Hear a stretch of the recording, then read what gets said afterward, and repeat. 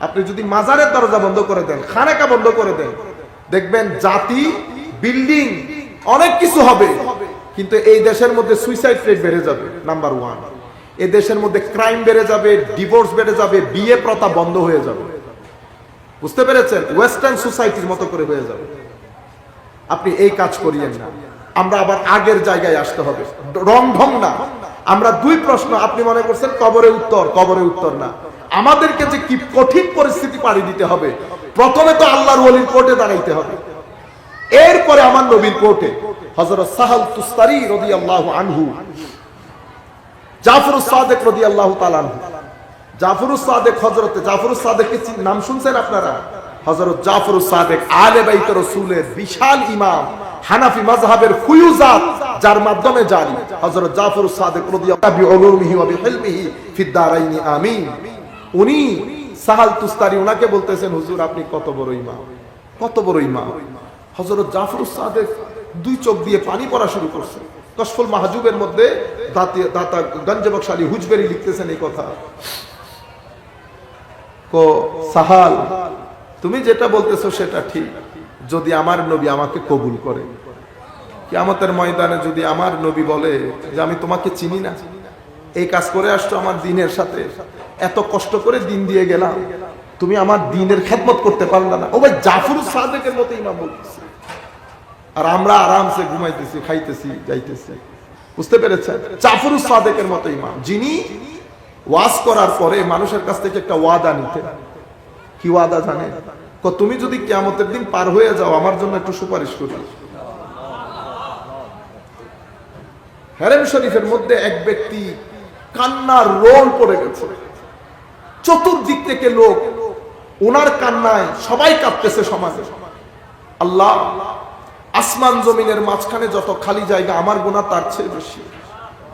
আল্লাহ, পৃথিবীতে যত বৃক্ষ, বৃক্ষের যত পাতা, আমার গুনাহ তার চেয়ে বেশি।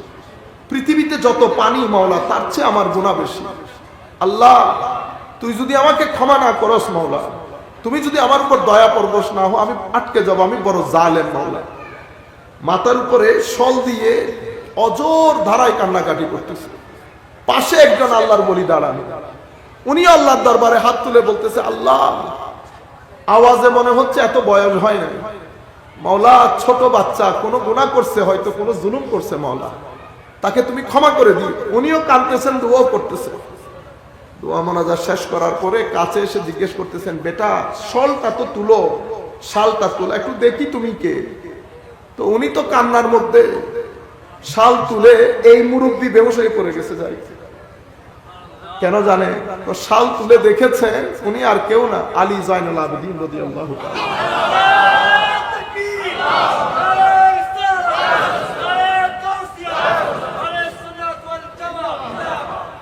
এই জায়গাগুলো আমাদের এখান থেকে, এই যে দেখছেন না, খৌফে খোদা, কিন্তু আমাদেরকে এটাই তাসাউফের মূল রূপ।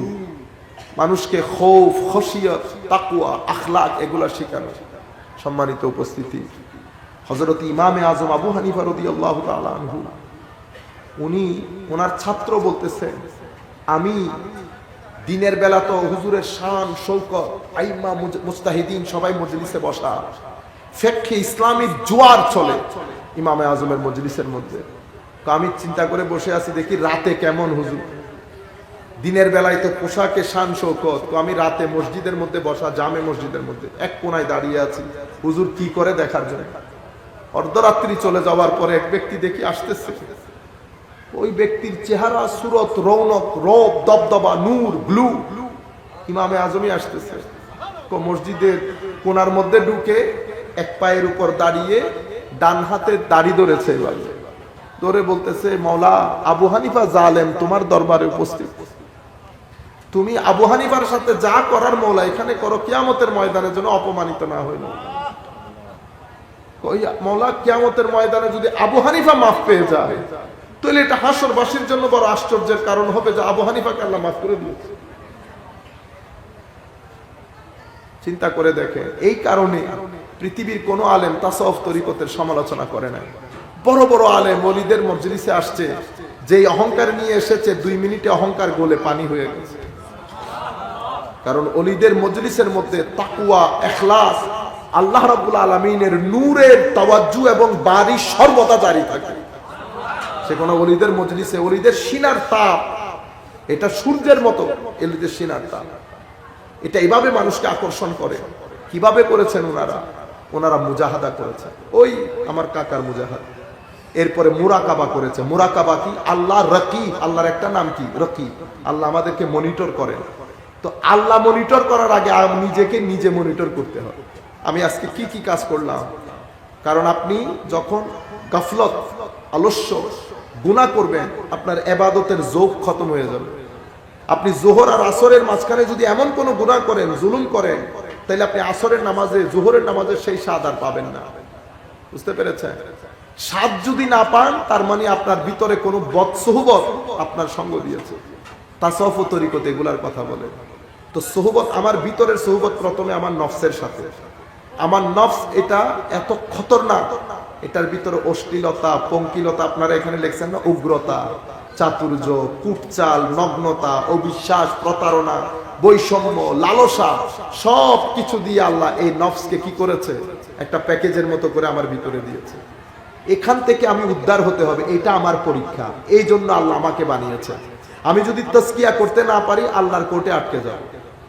এটা আল্লাহ দেখতে চান আমি কিভাবে করি। এই জিনিসটা কিভাবে করব, এটা যে দরবারে শিক্ষা দেওয়া হয় সেটা ওলিদের দরবার, অন্য কোনো কিছুর জন্য না। ওলিদের দরবারে উগ্রতা মুক্ত, কুটচাল মুক্ত, নগ্নতা মুক্ত, চাতুর্য মুক্ত। আমি কিভাবে মুক্তি পাবো?